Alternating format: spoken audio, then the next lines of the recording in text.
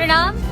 आप सभी लोगों की आज जीत हुई है। जितने अलीनगर के जितने लोगों ने मुझे आशीर्वाद दिया है, आज आप सभी लोगों की जीत हुई है और मैं बस निशब्द हूँ। कहने को बहुत कुछ है, लेकिन फिर भी ऐसा लग रहा है कि शब्द नहीं मिल रहे हैं। इस विधानसभा चुनाव में कई ऐसे कैंडिडेट जीत कर आए हैं, कई ऐसे कैंडिडेट जिन्हें जनता का प्यार मिला है, जो अब तक भी चर्चाओं में बने हुए हैं। उनमें से एक नाम है सबसे कम उम्र में विधायक बनने वाली मैथिली ठाकुर। ये वही मैथिली ठाकुर है जिन्होंने अपने सुरों से, जिन्होंने अपनी आवाज से अब तक कई लोगों को अपना दीवाना बनाया। लेकिन बिहार विधानसभा चुनाव में पहले ही टेस्ट में वो जीत गई और जनता का भरपूर प्यार उन्हें मिला। दरभंगा की अलीनगर सीट से वो चुनावी मैदान में उतरी। उन्होंने जोरदार प्रचार भी किया। कई नामी गामी जो नाम है और कई नेता हैं उनके फेवर में प्रचार करते नजर आए और जब रिजल्ट सामने आया 14 नवंबर को, तब मैथिली ठाकुर के फेवर में परिणाम जाता नजर आया।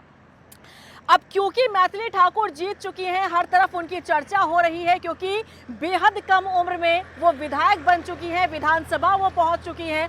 25 साल की उम्र है मैथिली ठाकुर की। अब तक वो लोक गायिका के नाम से जानी जाती थी, लेकिन अब क्योंकि एक विधानसभा क्षेत्र की जिम्मेदारी उनके कंधों पर है, अलीनगर क्षेत्र की जनता ने उन्हें भरपूर प्यार दिया, उन्हें जिताया है। अब सवाल ये उठ रहे हैं कि एक रिकॉर्ड जो कायम किया है मैथिली ठाकुर ने कम उम्र में विधानसभा तक पहुंचने का, तब सवाल अब ये है कि क्या मैथिली ठाकुर का मंत्री बनने का भी सपना पूरा होगा क्या? ये सवाल इसलिए क्योंकि मैथिली ठाकुर एक के बाद एक नए रिकॉर्ड बनाती हुई नजर आ रही हैं। देखिए, सोशल मीडिया पर उनकी अलग से फैन फॉलोइंग देखने को मिल रही है। सोशल मीडिया की फैन फॉलोइंग उनकी विधानसभा चुनाव में काम आई और यही कारण है कि एक तरफ उनकी आवाज़ के लोग दीवाने हो बैठे थे, तो दूसरी तरफ जब वो एक विधानसभा क्षेत्र से, एक सीट से चुनावी मैदान में उतरती है, तो वहाँ की जनता उन्हें भरपूर प्यार देती है। अब मैथिली ठाकुर क्या मंत्री पद तक पहुंच पाएंगी? क्या उन्हें मंत्री बनाया जा सकता है? ये सवाल इसलिए उठ रहे हैं क्योंकि इस बिहार विधानसभा चुनाव में सबसे बड़ी पार्टी बनकर उभरी है बीजेपी। बीजेपी जेडीयू के साथ गठबंधन के साथ ही चुनावी मैदान में उतरी थी। एनडीए का गठबंधन था, एनडीए गठबंधन ने जीत हासिल की है और सबसे बड़ी पार्टी, सबसे बड़ा जो आंकड़ा है वो बीजेपी ने हासिल किया है। 89 सीटें बीजेपी ने हासिल करते हुए सबसे बड़ी पार्टी बनकर उभरी है। अब ऐसे में जेडीयू की बात करें तो जेडीयू के पास 85 सीटें गई है, यानी कि वो ताकत है बीजेपी के पास जेडीयू से अपनी बात को रखने के लिए। जेडीयू के पास बीजेपी मजबूती के साथ अपनी बात रख सकती है, अपनी डिमांड रख सकती है। वो कह सकती है कि हमारे इतने विधायकों को मंत्री पद दे दिया जाए।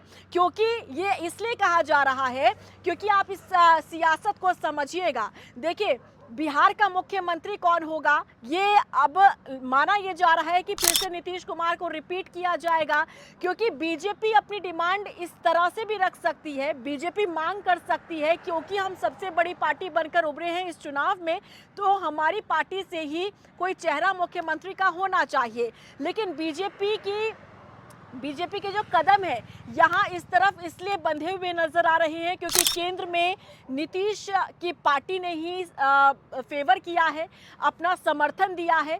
2024 में याद होगा जब लोकसभा चुनाव हुए थे, क्योंकि पूर्ण बहुमत की सरकार नहीं बन पाई थी केंद्र में, तब सहारे की जरूरत थी और नीतीश की पार्टी जेडीयू ने उन्हें समर्थन दिया था। अब ऐसे में बीजेपी किसी भी तरीके से नहीं चाहेगी कि केंद्र में कोई नुकसान हो, इसीलिए किसी तरह से बीजेपी अपने आप को संभाल कर यहाँ पर रखना चाहती है और यही कारण है कि नीतीश कुमार को रिपीट किया जा सकता है सीएम चेहरे के लिए। अब कहीं ना कहीं अपनी डिमांड जो है वो बीजेपी रखेगी और ऐसे में माना जा रहा है कि ज़्यादा सीटें क्योंकि बीजेपी लेकर आई है, तो जाहिर तौर पर वो चाहेगी कि उनके ज़्यादा विधायक जो हैं वो कैबिनेट तक पहुँचे, मंत्री पद ज़्यादा उन्हें दिया जाए और जितने विधायक हैं उन्हें मौका मंत्री पद पर बैठने का मिल जाए। इसमें एक नाम सामने आ रहा है, वो है मैथिली ठाकुर का, क्योंकि मैथिली ठाकुर की हर तरफ चर्चा हो रही है।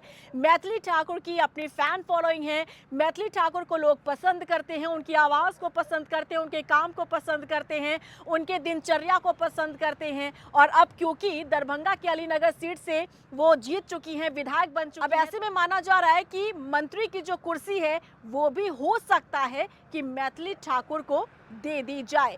फिलहाल सियासी जानकार ये मानकर चल रहे हैं कि हो सकता है कि बीजेपी अपनी डिमांड रख दे जेडीयू के सामने मंत्री की कुर्सी अपने विधायकों को देने के लिए। और अगर ऐसा होता है तो ये माना जा रहा है कि इसमें मैथिली ठाकुर का भी नाम हो सकता है। आपको क्या लगता है, क्या छोटी उम्र में कैबिनेट में जगह मिलनी चाहिए मैथिली ठाकुर को? क्योंकि देखिए, मैथिली ठाकुर का कोई सियासी इतिहास नहीं रहा है। ये मैथिली ठाकुर का पहला अटेम्प्ट था, ये पहला टेस्ट था मैथिली ठाकुर का। और ऐसे में आप समझ सकते हैं कि उनके पास कोई अनुभव नहीं है, उनके पास कोई एक्सपीरियंस नहीं है और ना ही उनका कोई सियासी बैकग्राउंड रहा है। ये पहली दफ़ा रहा जब वो चुनावी मैदान में उतरी, ये पहली बार उन्होंने अटेम्प्ट किया, पहला विधानसभा चुनाव उन्होंने लड़ा। लेकिन जनता का प्रेम उन्हें इतना ज़्यादा मिला कि बम्पर जीत हासिल की उन्होंने। तकरीबन 12,000 वोटों के अंतर से उन्होंने जीत हासिल की है। लेकिन अब सवाल ये बरकरार है कि जब कैबिनेट तैयार होगी तब क्या मैथिली ठाकुर को भी कैबिनेट में जगह मिलेगी? क्या मंत्री पद तक क्या जो मैथिली ठाकुर है वो पहुंच पाएंगी या फिर नहीं पहुंच पाएंगी? क्योंकि बीजेपी सबसे बड़ी पार्टी बनकर उभरी है, तो ऐसे में डिमांड जाहिर तौर पर जेडीयू के सामने बीजेपी रख सकती है। आपको क्या लगता है, जरूर बताइएगा।